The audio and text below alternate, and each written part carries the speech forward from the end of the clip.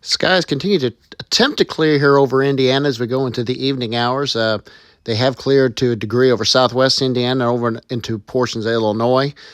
Still a little bit of cloudiness, kind of back building a little bit as the low pressure that's been overhead kind of in the Great Lakes kind of continues to pivot. It will kind of make for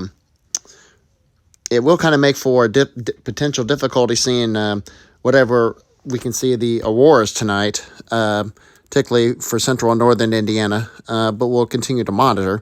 Here's the indexes. We've seen these indexes, and again, I'm not very learned on these, but this is the HP30 index, which almost reached 9, which apparently is very high concerning with Auroras. Well, we've been kind of watching here over the last couple hours or so, and the numbers have been dropping.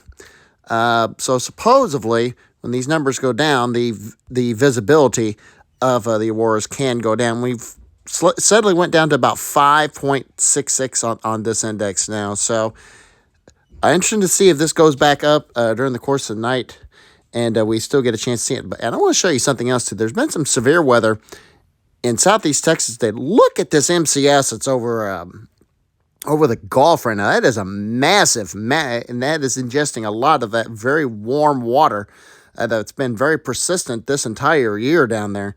And I would say if it wasn't some shear over that right now, and it was about a month or two later, we might be looking at a tropical development from something like it. But look how massive that MCS is. Just a huge complex of thunderstorms. And like I said, the Gulf's been running several degrees above average most of the year, and it's really tapping into that right now. And we also need to keep that in mind as well, because that can temporarily bring down the oceanic heat content being ventilated through this system. And of course, the rains that come from it as well can make the overall temperatures in the Gulf drop a bit with this.